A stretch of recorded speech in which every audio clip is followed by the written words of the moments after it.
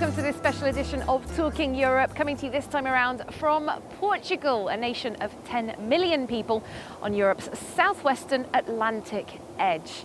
Now, this is a country that's best known to many for its history of exploration, also of colonialism, or perhaps today for its dramatic coastlines and holiday resorts. However, in the last few years, Portugal has made world headlines for tragic reasons. In 2017, forest fires killed a record number of people and ravaged an area of land more than 4 times the size of its capital city, Lisbon. In this programme, we're going to be exploring the reasons for this deadly trend, meeting people who live and work in the forests to find out how their lives are being impacted and what solutions might be available.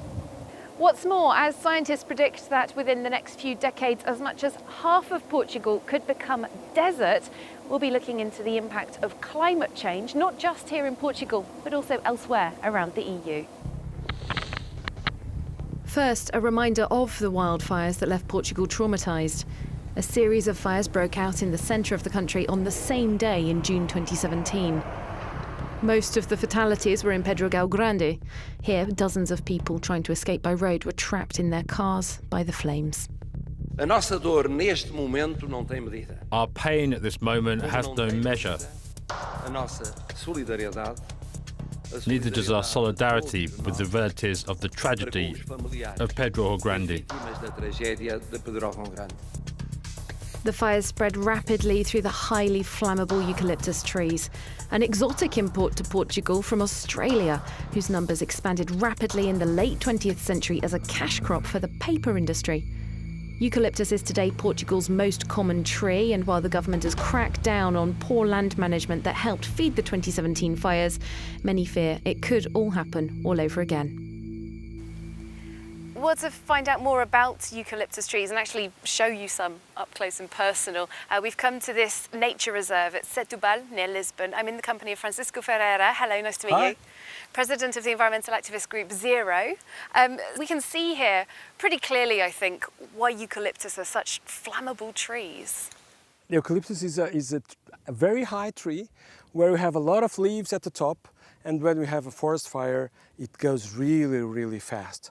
Now, you used to be with a group called Quercus, which was involved in the 1970s and 80s in actually uprooting eucalyptus trees when they were planted. Are you yourself anti-eucalyptus? I'm not, but I do think that there were a lot of mistakes during those decades in the past century when a lot of eucalyptus trees were planted in the wrong place. The eucalyptus require a lot of water. To become productive, they need certain characteristics of the soil. So at that time, we really crushed with a lot of people telling them that we should plan our forest, and unfortunately we didn't. Well, let's take a walk through this area, a nature reserve, as you said, not an actual plantation. I understand, though, that you don't think it's so much that the big plantations that belong to the paper industry that are the problem. It's more the small holdings. We really need a diverse forest with different species, with maybe also agriculture complementing the forest.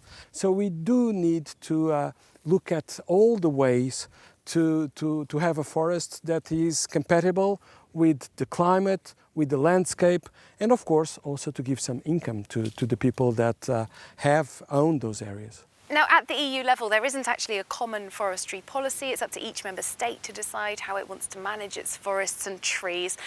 But the EU does have some influence through the common agricultural policy, for example. What do you want to see from the EU? Forest management is also one that we would like to have a broader perspective throughout Europe and not just have the subsidiarity principle of each country making the decisions. But Europe was very important in 2017 and in other years, providing planes during the forest fires to actually avoid even a larger catastrophe. but it has to go further in terms of structural policies to actually promote a sustainable forest. All right, well, Francisco Ferreira, thank you very much. It's been great to meet you. Thank you. And for a closer look at how Portugal's forests are evolving and being regenerated, our reporter Luke Brown has been out and about to take a look. Laying down the roots of a forest that could limit wildfires. A holiday activity with a difference for these Portuguese schoolchildren. Quem é que gosta de plantar árvores? Então, só. Isabel Pimenta is the town of Alvaiazere's forest manager. The goal is to encourage a change in mentality in the younger generation. They have to tell their parents to plant native species close to their homes. The municipality of Alvaiazere is 75% wooded. Isabel is fighting to increase the amount of native species being planted: oaks, chestnut, cork. This nearby grove was one of the first, planted with local oaks a decade ago. Isabel believes the forest need not only be a fuel for wildfires. These are native species, more adapted to the region. And they're also resilient and more resistant. And they do protect these buffer belt zones much better from the passage of fire. Forest managers like Isabel are on the front line of preventing Portugal's wildfires. The government now fines landowners who fail to maintain safe buffer zones around homes and roads. Alvaiazere was spared by the fires of 2017, but 2 neighbouring villages were badly damaged. Isabel is haunted that next time they won't be so lucky. When the weather starts getting hot, my heart starts pounding with the fear of big fires. High winds and exceptionally dry conditions contributed to the devastating fires of 2017, but many have also blamed the eucalyptus tree. Introduced from Australia a century and a half ago, it now represents 1 in 4 of all trees in Portugal. Joaquim Sandes Silva studies the invasive species, which spreads faster thanks to fire. So you see, this is what we call a wildling. When the fire comes, the fruits, they dry and they release seeds. This plant is 1.5 years old because this resulted from the fires of October 2017. Not only is the eucalyptus able to capitalise on the fires, it helps spread them, a vicious circle that allows it to dominate native species. The bark starts peeling. This bark can fly for sometimes kilometers and ignites the fires very far away from the fire source. In areas like this, where the eucalypt plants, they grow very fast and there is a very fast build-up of fuels, the fate of these areas is to be burned again. The government has banned new eucalyptus plantations to slow its spread, but it's too economically important to ignore. It represents 3% of the country's GDP. And eucalyptus is not the only culprit. Poor forest management and land registry too are to blame. 1/3 of forest land in Portugal has no known owner, meaning much is left in a state of near abandonment. This awkward-looking contraption may be one solution. AgroB18 is an AI-driven robot that is designed to autonomously collect deadwood and debris from forests.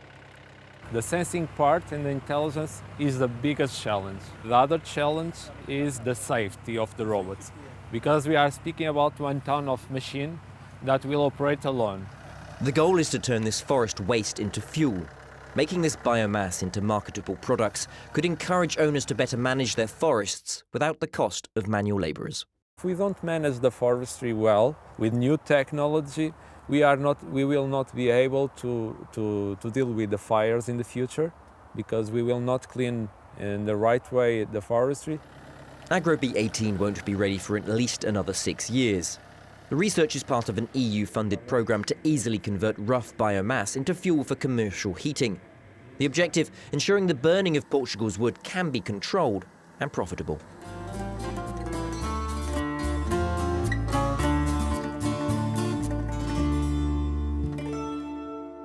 Well, Well, as you can see, we've brought you now to Portugal's very famous coastline. In fact, you can see behind me the westernmost point of continental Europe over there. We're in the protected Sintra Cascais Natural Park in the company of MEP Nuno Melo. Hello. Nice to meet you. Nice to meet you. Leading MEP with the centre-right Popular Party.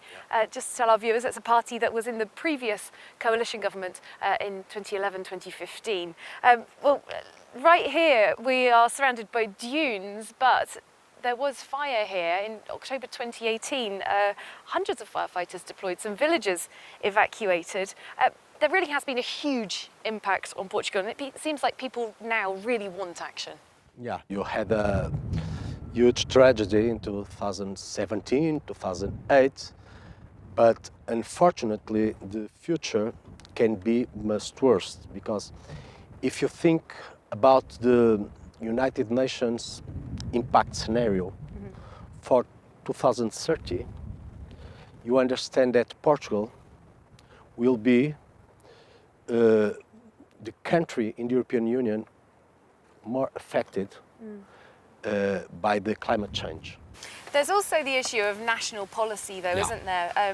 In terms of eucalyptus, for example, of course it's a tree, as we've heard, that burns very easily. It's also a very thirsty plant. There have been accusations, for example, from the leader of the Left Bloc party, that the previous government that your party was part of gave in too much to the paper lobby and allowed too much liberal planting of eucalyptus. I just think it is not fair to say the fault on this is of that people, that politician, or that party. Probably everybody is guilty on this. Owners that didn't clean the forest, the state that didn't clean their own forest, authorities. But after 10 dead people, it is supposed to learn something on this, and all of us, with European Union help also, to make some change. Is it perhaps time then for a change in long-term strategy, moving into forms of forestry and agriculture that might be less short-term profitable, but are better, more sustainable for the future? Yes, it's true, but meanwhile people must live.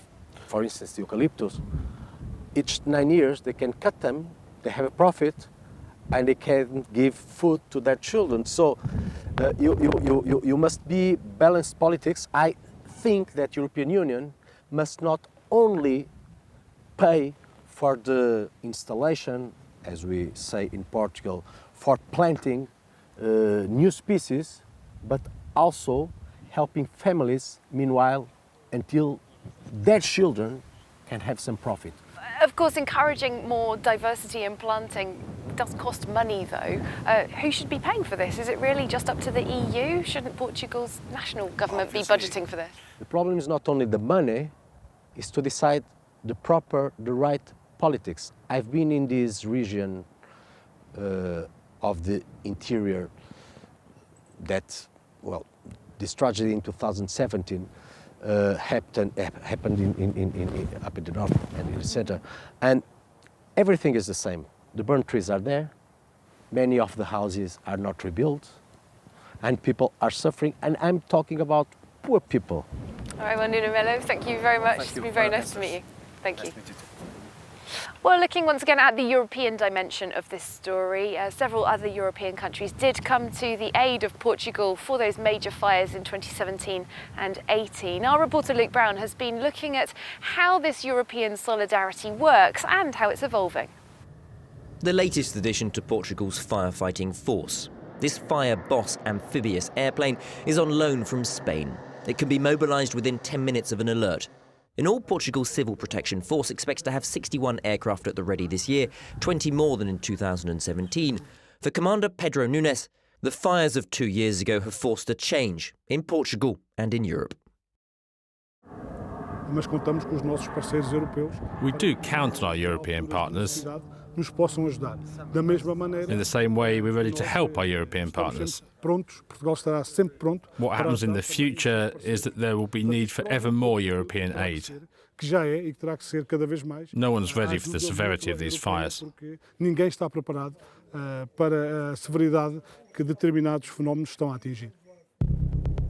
Over 100 people died in Portugal's wildfires in 2017. But Portugal isn't Europe's only vulnerable country. 1.2 million hectares went up in flames last year across the EU, and last year Sweden recorded its worst ever wildfires, even Portugal sending aircraft to Scandinavia to help. Based in Brussels, the ERCC is the nerve centre for Europe's response to natural disasters. A team is on call here around the clock. Our visit coinciding with a major earthquake in Papua New Guinea. 1 hour and a half ago, a red alert of earthquake, 7.5, 7.7 magnitude, very shallow. Initially red alert. We should remain vigilant in the coming hours. This is the operational heart of the EU civil protection mechanism. Here we are in direct contact with the competent authorities in the member states. We can pool their resources, response capacities, expertise in a coherent way when a request for assistance comes. For disasters closer to home, the EU has boosted its own resources. In May this year, it launched RescEU, a new fleet of 13 aircraft to dispatch to crisis zones and allow a more streamlined response. The forest fire season in 2017 was a turning point into the way we think the EU responds to disasters, notably within the EU borders. Simultaneously, different countries with assets were facing the same extreme fire danger. The available capacities to respond to others, like Portugal, was limited. RescEU is the definition about the solidarity among our member states. We can see help and assistance and immediate response from other member states towards other member states. RescEU's long-term ambitions are to add further physical capacities, potentially a first step in a pan-European response force. Well, we'll round off part one of our programme here in Sintra, close to Lisbon. It's a landscape that's listed by UNESCO, but nonetheless threatened by the recent forest fires. I do hope we'll see you in part two of our programme. We'll be heading further north in Portugal to find out why climate change is threatening to turn vast swathes of this country into desert. I hope we see you there.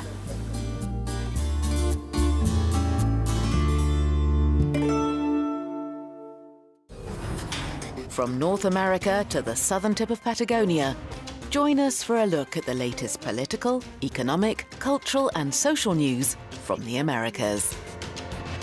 Inside the Americas, presented by Jeannie Godula on France 24 and France24.com.